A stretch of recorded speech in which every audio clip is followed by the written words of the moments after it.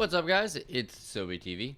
Today's video, I want to give you 10 different tips you might not know for Last Oasis, and you might know some of them and you might not know some of the other ones, so just make sure you stay tuned for the whole video. So let's go ahead and just dive right into it. So the first thing I want to show you guys that a lot of people don't know is you can shift click things to craft multiples of 10. So say for example I want to make 10 ceramic tip bolts. I hold the shift button and I click it, and that will make like 10 of them.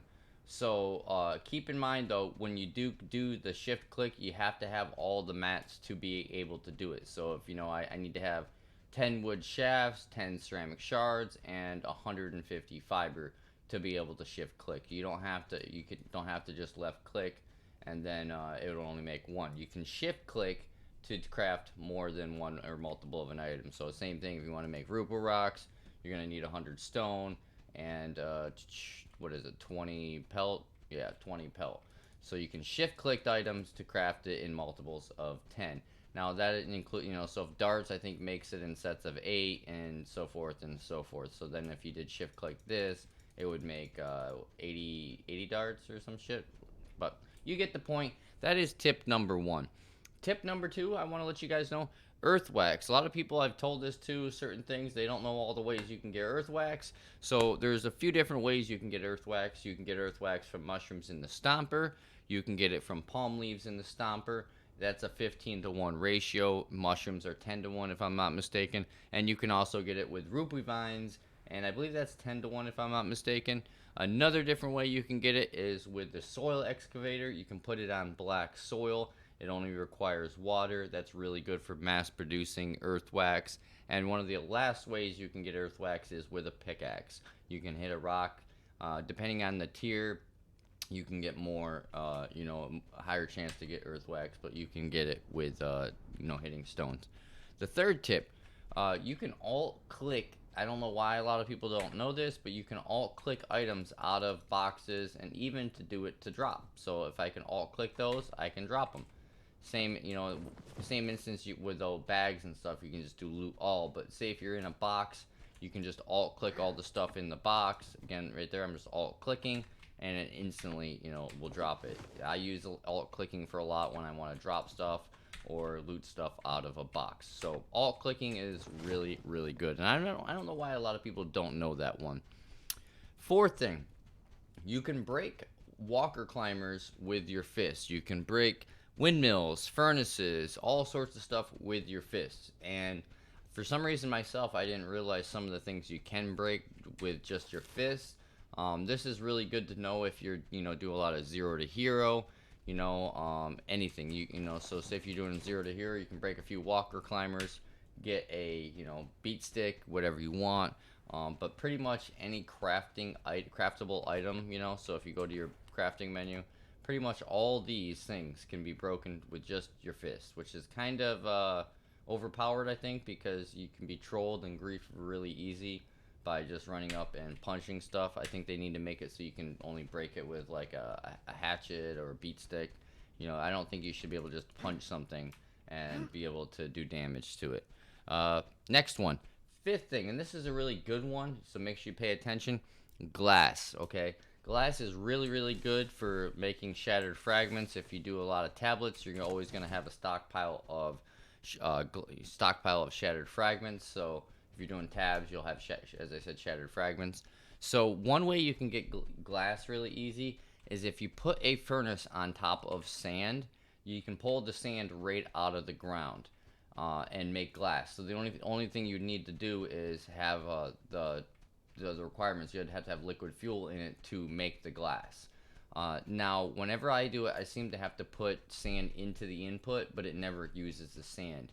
So you can literally mass produce glass, and the only thing you're going to need is the liquid fuel, which is sometimes kind of a pain to get, but it's definitely something, if you're a tablet farmer, it's good to know that you can, not a lot of people realize that you can put a furnace right on top of the sand, and it will pull it out. It makes it so much easier than, smashing stones to get sand or, disassembling something to get sand. A lot easier. So again, you just put a furnace on top of sand, throw some sand in the input, And then all you got to worry about is having enough liquid fuel in there to run the furnace for the full cycle. Now, another thing to keep in mind, though, a lot of times when I'm making the glass, I won't burn it for the whole cycle. I'll stop like right before it's about done and save the last like 7-8 liquid fuel, because it seems like it's a little bit more efficient to stop it, before it finishes and wastes the last 10 liquid fuel, because typically you only get like 10-15 more glass if you burn that last set. Whereas once it hits like the halfway mark or the crafting line mark, you get like it spits out a ton of them. So that is the 5th tip. 6th tip that I can't believe, 6th tip. A lot of people don't know this. Some people do. And this will help you when you want to move items and stuff like that, is with the pack feature. You can have more than one person on the pack feature. Obviously, this is going to require 2 people to do, but a lot of people don't realize this. You can have more than 1 people on the pack feature. So I can have someone on my walker, and then let's say if I want to put stuff over, on the ground or something, I can keep my buddy up on the walker. I jump up on the walker, open the pack, they open the pack, and then what I can do is they can pack up the object, and then I can unpack it while on the ground. Save you a boatload of time, but obviously you need a friend to do that one. It's really, really good when you want to move multiple things. For some reason, people don't know that one, but you can have more than 1 person open the pack feature to help you out. Next one, 7. This is the 7th tip. With the grapple. I use the beltless grapple. One thing I'm surprised a lot of people don't realize and know for some reason is your grapple length of your grapple depends on where you grapple. So you can see here how long my grapple is. It's wherever, that's how long your grapple point is going to be. So if I grapple here, my grapple's this long.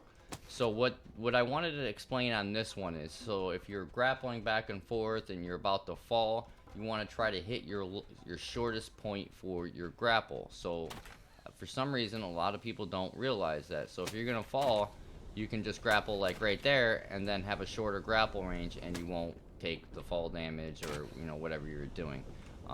As again, some people don't know that for some reason.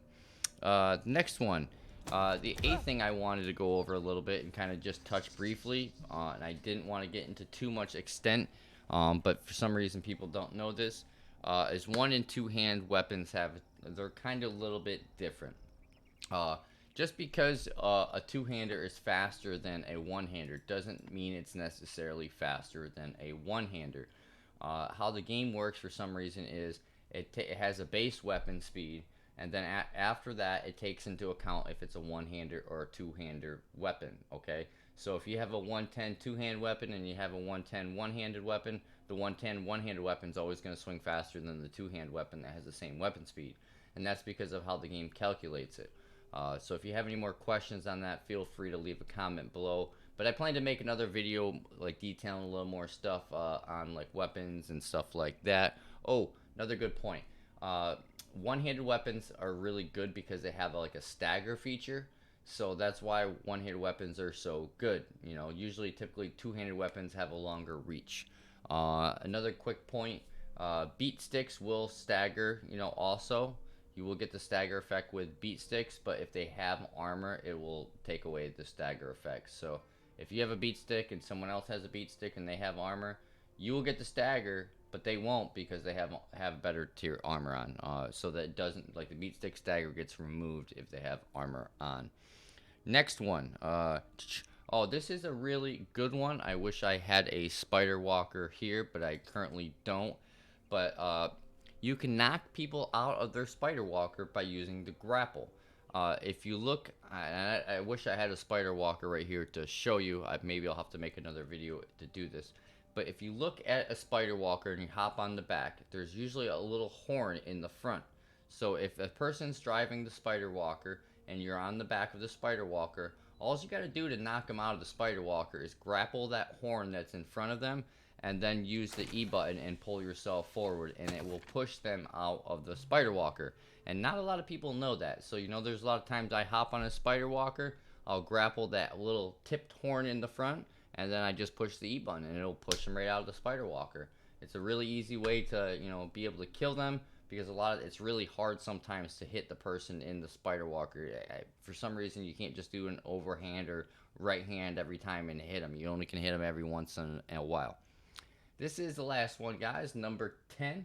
The 10th tip is, a lot of people don't know this, but you can break fire arrows by hitting them. Not with your fist, but you can break them with a weapon, and you will literally one-shot them. For some reason, a lot of people don't know that, but you can. And this is really good. I mean, if you're defending a proxy, defending your walker, because now a lot of days people are zeroing out walkers. This is an easy way to try to save your walker, because it's a heck of a lot quicker to hit the fire arrow than it is to hang and grapple there and try to pull out the fire arrows.